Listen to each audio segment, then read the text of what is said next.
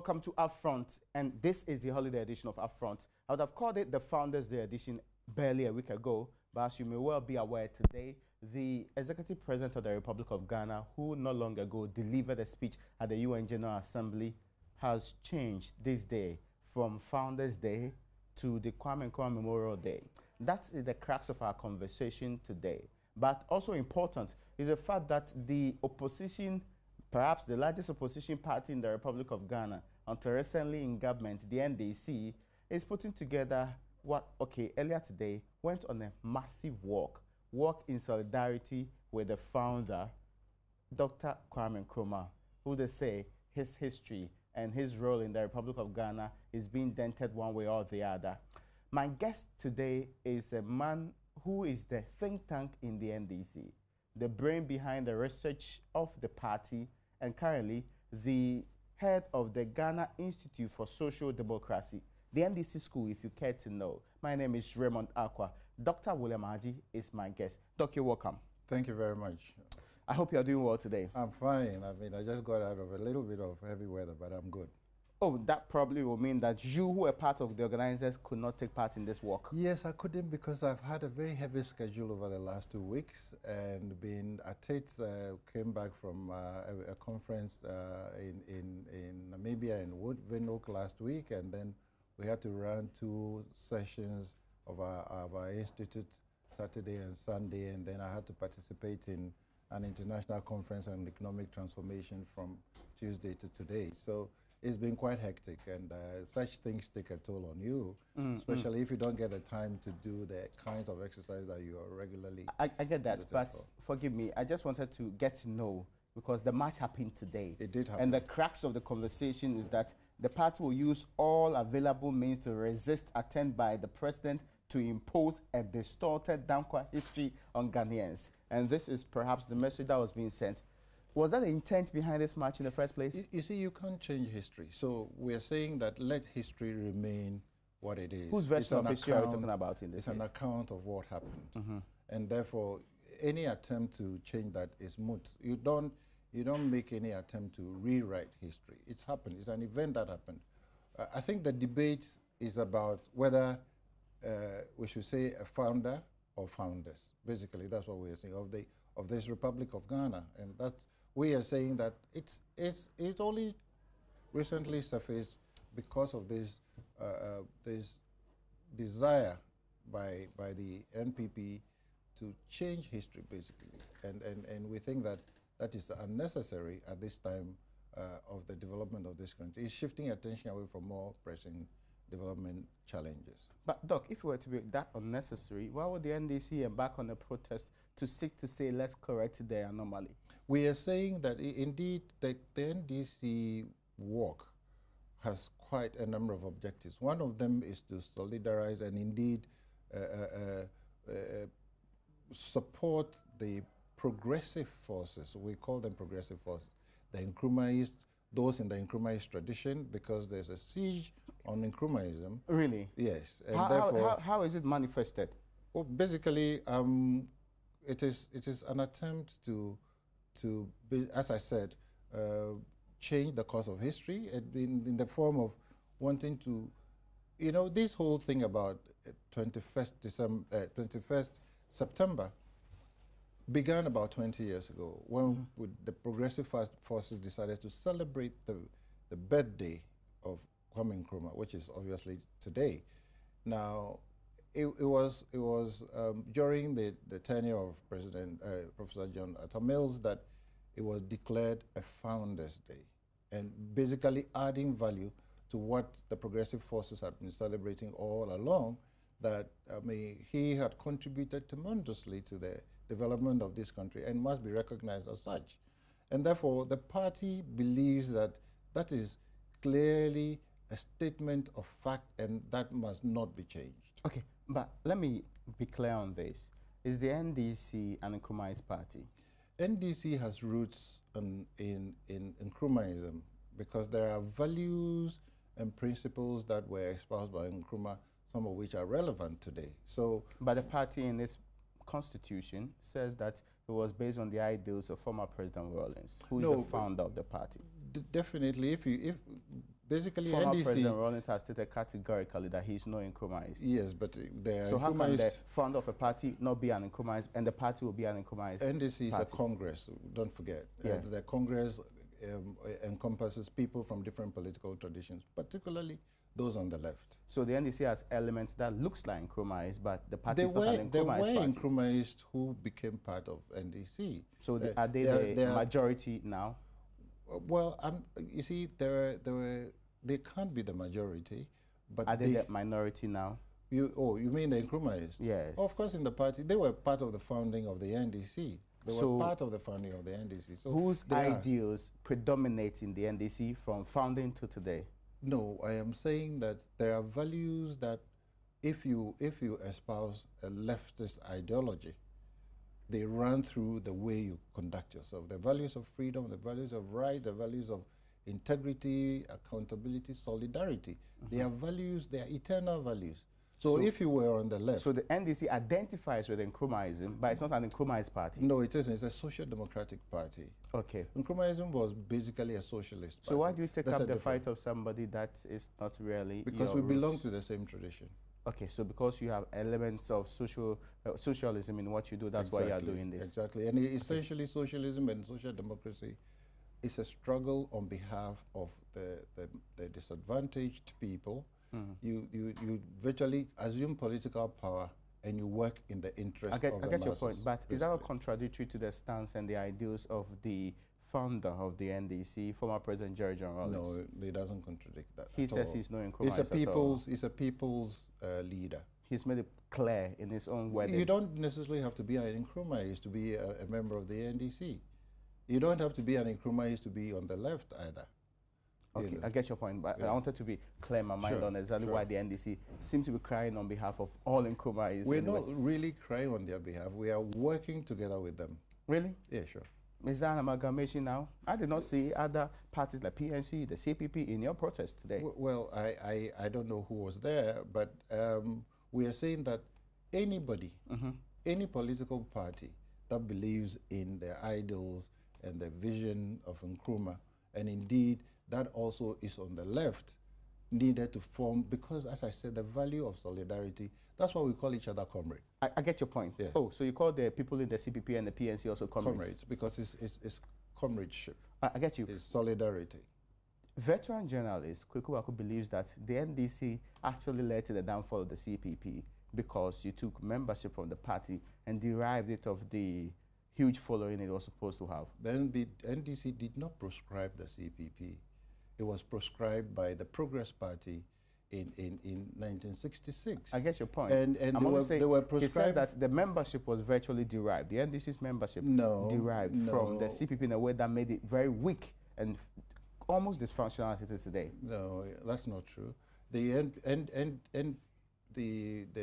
PNC, PNP, all those parties were running before the NDC was formed. We didn't emancipate any of the parties. We didn't actually take their membership. It was, they had groups, there were groups that came together to form the NDC. Okay. And so we don't have a problem with, we didn't actually steal members. Because CPP can you let go of the CPP element so that they can go back to their party? It's at their discretion. They can leave? It's at their discretion. But I doubt whether anybody would want to walk away from a formidable party. You did a protest in favor of a man whose daughter today says, you are only scoring political points. How do you react to that? That's Samia Nkrumah. She said the NDC is scoring political points? Yes, that's a well, I didn't proclamation. Hear that. I didn't hear that. She in any case, it's an event organized. It's not true. It's an event organized. It's not true. Oh, it isn't true, obviously. No. Really?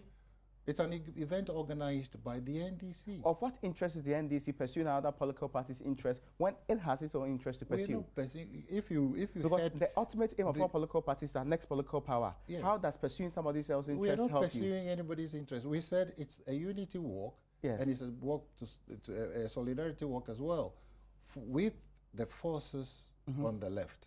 So that's not pursuing anybody's. If you're engaging in a solidarity walk with people who share the same political tradition, that's not pursuing their agenda. That's not political point scoring. No, at all. In any case, we're a very big party, so we don't need to do this thing to earn political points. we can mobilize, we can organize, and we do that. This is part of our organization as a political party. Sammy, I got it wrong, you think? I think she got it wrong if she said that. I mean, I don't want to make assertions on what I read in the media until I hear the person, speak to those issues. Okay, so I mean, after this particular demonstration, what next? Is that the only thing you are doing to help the Nkrumah image? Well, you want to know about what NDC is doing to project Nkrumah. This is just and restore Ghana's true history. This is just it's a struggle, and we are going to embark on this struggle to ensure that the proper account of history is maintained. Because I mean, I know people like you are wonderful intellectuals within the NDC. In this conversation, you've not been very vociferous. No, because you see, I've been busy doing other things, and I mean, beyond yourself, I've written a book on that. Yes. So I mean, the way to do is to give an account. You can speak to it, but you can also narrate the history of what happened. I've done that. Let's drill down to the main points now. All that the president did was to say today is Kwame Nkrumah Memorial Day. August 4 and August 4 is supposed to be the Founders Day, i.e. the birth date of the UGCC, the Aboriginal Rights Protection Society, the days that he believes should be the Founders Day. He will be proposing that through a legislation for that to happen. Exactly what's the difficulty of the NDC with this particular indication? That's what I've been saying all along, that's just an attempt to rewrite history. What is the attempt to rewrite history in this UGCC, case? Is today not the birthday of Kwame Nkrumah? UGCC was, I mean, it lived for how many years? 4 years? Yeah. That's 4 years. And they lost elections. The history shows their attempts that didn't work. You see, but I wouldn't forgive me, but so we are saying that the relevance of a political entity is just winning an election. I didn't say that. But you said that it lost elections and the party just vanished. If you are using the date... Did UGCC do action? Did they do things that contributed massively to Ghana's independence struggle? Not massively. Unfortunately, not massively. They made some contributions, and I'm saying in principle that, you are downplaying the role of the UGCC. I think it's being over-exaggerated. That's the point I'm making. Okay. Yes, basically. That's the point we're making, that if they didn't bring down Nkrumah, what would have been the big deal? They brought down Nkrumah. That's a historical fact. Yes. I don't know what would have happened, though. You're asking me to second guess what would have happened, but that's not possible. Yeah, but I mean, the sequence of events matter in this particular case. The grouping were in a struggle. Their aim was pretty clear. Then the brother Nkrumah who fast-paced that particular struggle. You're saying that we should neglect or probably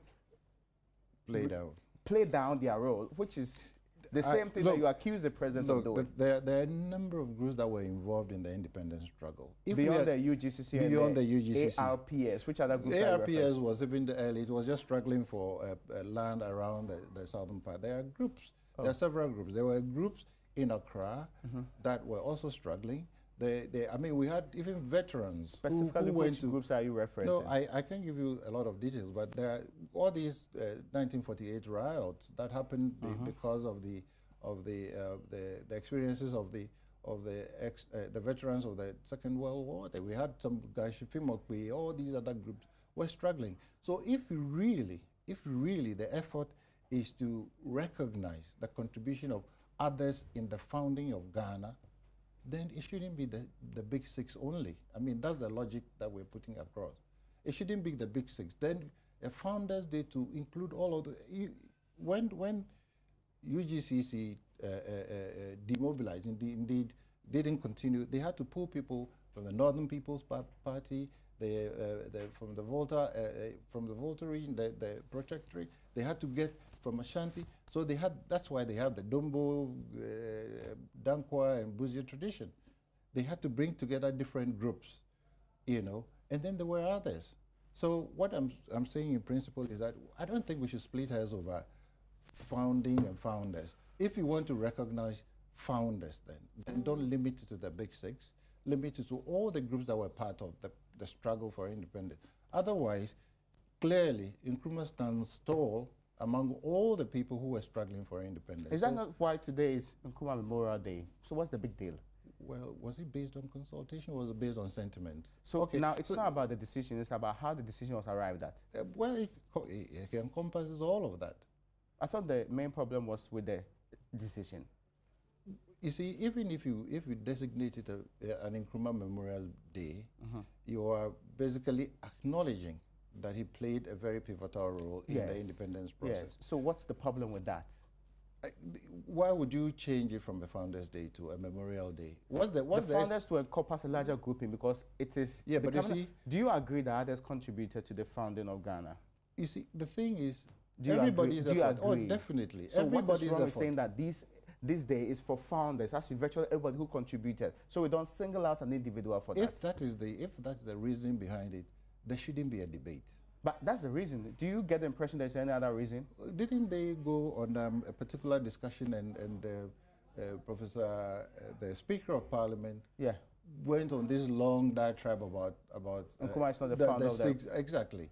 Yeah. If they had changed that narrative a bit, I think they wouldn't have evoked the kinds of sentiments that are coming around this whole thing about is the Big Six who were really the founders. No, that's just a twist of history. When the NDC comes to pass sometime in the future, would you change this day? I've heard echoes of that it will be changed back. But that, you see, again, why do we let ourselves into a situation like that? Because if we don't do consultation. Because February 24th became a holiday after Nkrumah's overthrow was changed. January 13th became a holiday after Buzia's overthrow was changed. June 4th. Yeah, so December 31st. All of these days get changed at a point in time. Exactly. It looks like the only days that have survived are the Independence and also the the Republic Day, which even got changed along the line. So really, is that necessary? Are we going to back to Bataan on this matter? Well, we are not in power yet. We'll cross the bridge when we get there. But senior members of your party we need to have boldly say that it won't last. It's not only the party. There are other political parties also that are happy about this approach. Basically, this approach, this high-handed declaration without consultation. I mean, you can win people to your side depending on the approach you adopt. If there's a genuine debate on it, yes, that's fine. But if you use an executive instrument, I declare that this is what is going to be, you're going to get this reaction from all the other political forces. And this is exactly what's happening. Okay, so I'll ask this question about beyond this particular protest today, the Solidarity March. What else will the NDC do to set the history of Ghana right? Well, especially when you have a school, the Ghana Institute of Social Democracy. Exactly, that's exactly the core courses that we do. If you're taking any other course, you'll be doing the history, the political and social history of Ghana. That's a core course. Who is teaching that? Oh, we have very accomplished lecturers who are they independent or they are left-wing people? We would have to use left-wing people who are knowledgeable. You can't question somebody like Professor Akila Pasoya, can you? Yes, he will state the history. Yes. There are other professors in the universities who can you look out for more neutral people? Who are neutral? You say you use left-wing people. Who are neutral? Where do you find the neutral people? We have a course. There are no neutral. We have a course in liberal democracy, and I threw the other time that I spoke about it, I threw the challenge to. Hold on. So who is teaching liberal democracy? I teach liberal democracy because I teach social democracy as well. Though the point is that I mean, in fairness. No. In fairness, it's an academic exercise. I get you. You cannot twist it. Yes. No, you can't. Okay, I get you. You definitely can't. I mean, so that is. You use your school to educate as many people as possible. As many people as are willing to learn. You see, if you want to see that, because typically people say we don't see the difference between the NDC and the MPP in terms of the policies that they pursue, but there are differences there. The differences lie in the approach and the side of the divide that we are at. These differences, are they de facto or in reality they exist? Oh, they do exist.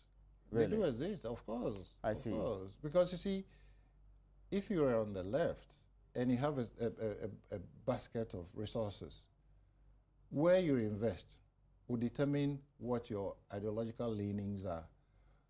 I mean, a neoliberal, a market fundamentalist government would put that thing in small enterprise. I mean, a small group of enterprises, but a social democratic government or a leftist government will invest more in inclusive development, where you give ordinary people and a larger number of people a place in the generation of like free SHS.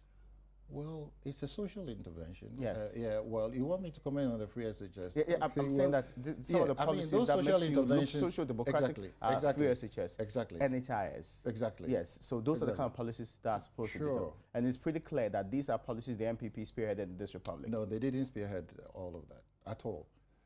They didn't participate in the preparation of the Constitution, did they? We put in this whole thing about progressively free. But there was no MPP during that time. They were there. There were not MPP during the time the Constitution was being prepared. The party had been formed. MPP is 60 years old, for crying out loud. No, so the NPP is less than 60 as a political come from party. a tradition. Okay, so you're talking about political tradition. And the tradition refused in fashioning that. So we were left with doing that.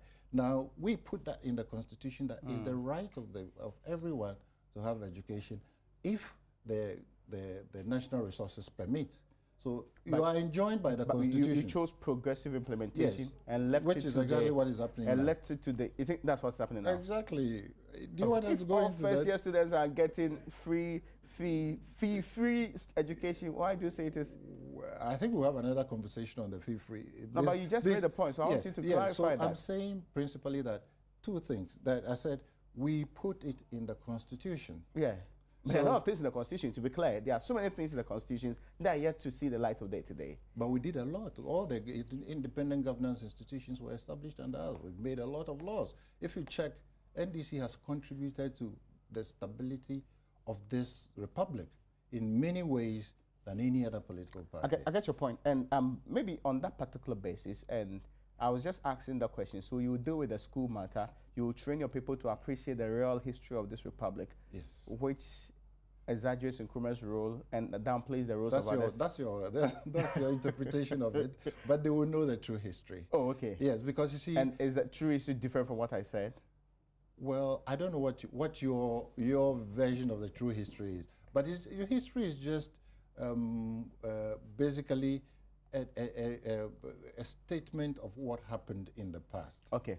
All right. A true statement of what happened in the past. I won't dwell on this matter because, I mean, there are other issues that I want to also pick your brains on. So, I mean, the understanding I have is that you use a school. Is there any other way of doing it? Are you going to organize regular lectures out there? Oh, yeah. Well, with the school, we have this, basically, if you like to call it, a campus-based instructional approach where we'll put people together, we'll take them through the process. But we also have a mobile school. I'm talking about like open lectures. Yeah, we'll have public lectures. So I'm just talking about the delivery approaches. One of them is campus-based. There are off-campus programs. There are mobile schools. There are lectures, annual lectures that we'll be holding, and there will be different conferences. We used all these approaches in ensuring that people understand who we are, first of all, as a political party, but also who we are as a country. We are teaching things about citizenship, patriotism, constitutional studies, and all of those things. So essentially, what we want to do, we're going to transfer knowledge and skills in understanding who we are, but also how to, because political parties in opposition are governments in waiting. Okay, but before I let you off on that particular note, what's current on what the NDC is today is parts of your, what they call the committee's report. I know you're part of the Kwesi committee. It's been leaked out there. The Daily Guide is serializing sections of it, but even though you decided not to give me a copy of it. It is pretty obvious that it is already out there. No, that's not true. Sections that says that Dr. Mane Boama and also the presidential staffer, Standobe, were to be held heavily responsible for the NDC's defeat. That's not true. It's a 455-page report. Is there nothing like that in the report? There's nothing like that. And take that from me. Are the names of Dr. Mane Boama and Standobe I'm not going to disclose that one, but I'm asking. saying that... No, but that's important. If their names are mentioned, we should get to know whether or not... You see, respectfully, these are senior government officials in the previous administration. On that... You cannot just say it is not there when you don't tell us what... I can't make any comment on that, but I'm saying that... You can't tell us whether their names are not in the report. I don't remember seeing them. Is the names in the report? I don't remember seeing them. Okay, have you read the entire report? Well... You're part of those who put it together. Yes, I'm saying... That's why I'm saying that don't...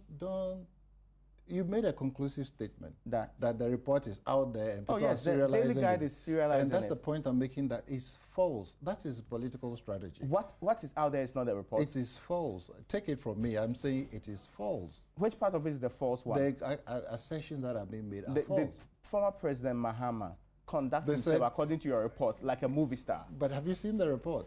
I have not seen that. Yeah, I have seen excerpts of what is supposed to be in your statement is based on what the Daily Guide is serializing. And we know Daily Guide.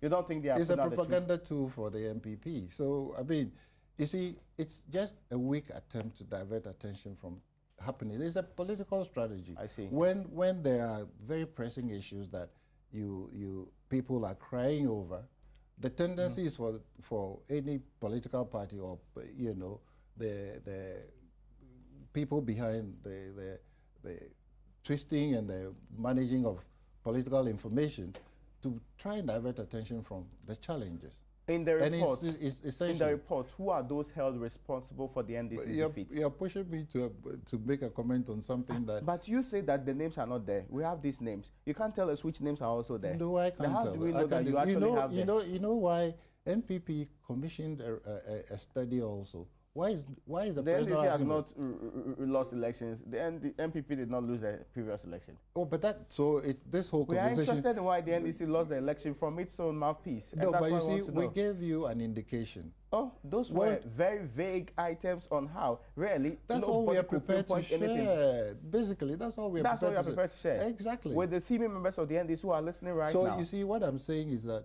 you will see evidence of the recommendations that we made in reorganizing the party. But as to the detail, I'm sorry that's you're going to get. So all that you have said is that it's not true. You've not provided any evidence to suggest it's not true. Well, as I'm saying, that's not something I want the conversation to hang around. Okay. Because it's not going to come out, and let's Daily Guide spread that as much as possible. That's we can't prevent them from saying what they want to say, but you see, it's this whole attempt at knocking heads. It's not going to go anywhere because the truth is different. One other issue that because you are here, and because you are a former head of the National Identification Authority, I need you to clarify for me. The fresh, new, encompassing card that has biometric elements, that is very, very, what they call it, something that put together ECOWAS data, ECOWAS ID, that has health insurance details on it, has been released. Is this the first time that card is being produced in this country? In my time, I had gone around trying to change. You see, technology in the ID card system changes very quickly. So at the time that I was there, we began the effort to introduce a chip encoded card, or what they're calling EID card. I mean, I came to this Joy studio a couple of years ago to actually talk about that. This is a contact card, so and then it's an electronic wallet. You embed a chip on the card, and that chip is a storage device that can take information from different groups or different user agencies. In other words, you're trying to introduce a card that will be interoperable with different systems. It's an electronic purse. You can use that to draw money from the ATM. If you can write the programs onto it from that particular way, they can contain your health data, which you can use for health information. You can use it as to pay. So yes, what has changed is that we were looking at a 64K chip, but what I've seen is a 128 kilobyte chip, which gives it more space for more things to be done. So it's nothing new. It's just I actually carry with me what we did, the specimens that we did at the time. So, I mean, I can show it to you. Okay, let me see. Oh, well, I want evidence that this is not a new I'm going to show that to you. That's an example of it. That's what I did when I was there. That's the other one. But what I saw they did for the president is different from this one. It's not different. The chip is chipping. Yes. Yeah, the chip so the chip can carry information of other sources. For other sources. So why didn't we get these things? I had this card, but there was no chip in there. Yes, that's what I'm saying, that we began the process of trying to embed the chip. You began the process? Yes. It was never completed? It wasn't completed. But so it can't be said to have been a source of this, since you only began it and it didn't complete it. Oh, but I mean, the effort it's in any case, what is happening in NIA now, I think that I entered into a PPP arrangement with the current company that's doing that. And we tried out the foreign identification management, foreigners identification management system, the FIMS, where we were issuing, real-time instant ID cards to foreigners who are registered. The point was that why would we, the law requires that we should issue cards to every person living within Ghana, Ghanaians and non-Ghanaians, and living in the diaspora as well, Ghanaians living in the diaspora. It didn't make sense to us to issue free cards to foreigners. So we said, okay, we introduced a module that says that you would pay for the card. I took it to Parliament, got parliamentary approval to charge the fees. It's all written. And so feel that the history around this has been twisted somehow. Look, you see, it's been twisted from both ends. I've seen things written by people in NDC who are pegging it at 2013. I've seen people in MPP who think that it's a new thing. But you see, let's give credit where credit is due. This whole process of trying to introduce ID cards started in a champion's time. Yeah. Then the PNDC set up a committee. And then in 2001, there was an economic forum in Ghana. I was part of it. And we decided that to improve the productivity in different parts of the economy, Ghana needed an ID system. So proud to your community force, this particular chip-embedded cards were not in place? No, we're using a card with a barcode. The technology then was the card that you have, there's just a barcode at the back. Yes, yeah. I get you. And now what the barcode is what they call the MRS, a machine-readable zone.